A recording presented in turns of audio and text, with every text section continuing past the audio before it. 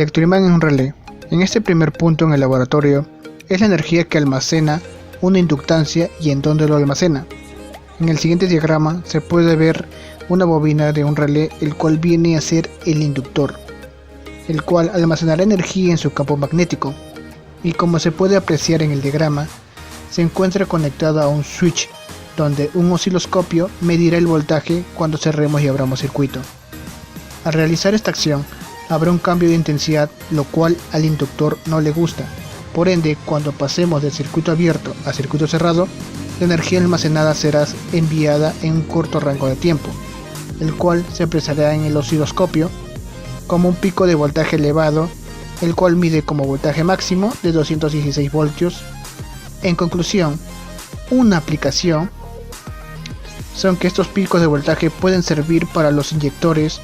Cuando envíen el fluido, lo realizará con más fuerza.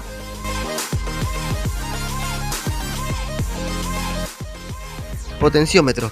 En esta parte del laboratorio se desarrollará mediciones de resistencia variable, divisores de voltaje y se implementará un sensor analógico. Bueno, lo que debemos saber primero del potenciómetro son sus especificaciones. La resistencia máxima que tiene es de 5 kiloohmios. La potencia máxima es de 1 watt.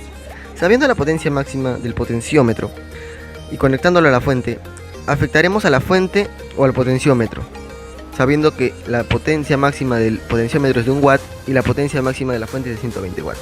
Bueno, realizándose las mediciones, se pudo calcular que no afectaba ni uno de los dos, debido a que la potencia máxima que se podía ver no sobrepasaba la potencia del potenciómetro ni de la fuente. Medición de divisor de voltaje por medio de ángulos. Bueno, el cálculo para hallar el valor teórico se realizó en el software Proteus. En el diagrama se puede apreciar que se encuentra al 60%, usando proporcionalidad. Si el 100% es un ángulo de 300 grados y yo quiero un ángulo de 180, se calculó que era el 60%. Y ahora, para el 60%, el voltímetro marcaba 7.2. Tabla de divisor de voltaje versus ángulo. Divisor de voltaje experimental y teórico. En el experimental se pudo apreciar que era similar al teórico, con un error porcentual del 0.5 que se verá en la gráfica.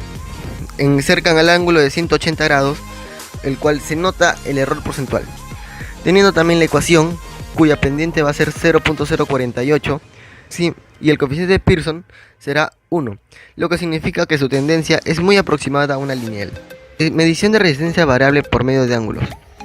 Al igual que las mediciones por divisores de voltaje, se realizaron mediciones experimentales y teóricas por resistencias, dependiendo de los ángulos.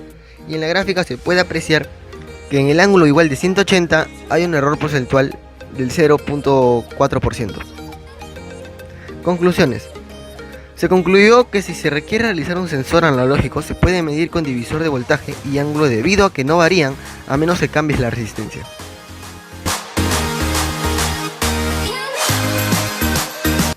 Indicador de sensor activo. En el siguiente diagrama veremos un potenciómetro conectado a un osciloscopio conectado como divisor de voltaje, el cual, para poder ver como si fuera un acelerador con un voltaje máximo de 12 o máxima aceleración y 0 como mínimo voltaje, concluimos entonces que el sensor activo tiene 3 entradas: positivo, negativo y señal o divisor de voltaje. Este puede darse como un sensor TPS, el cual mide la máxima y mínima aceleración. Indicador sensor pasivo, el cual solo tiene 2 conexiones, pero si lo conectamos en positivo y tierra al potenciómetro se malograría.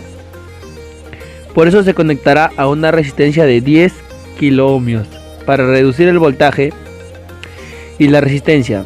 Así protegeremos el potenciómetro y el voltaje máximo se podrá apreciar en la gráfica, que viene a ser 5.20. En conclusiones, estos tipos de sensores se pueden utilizar en los radiadores para saber la temperatura del motor en el sensor que es conocido como ST.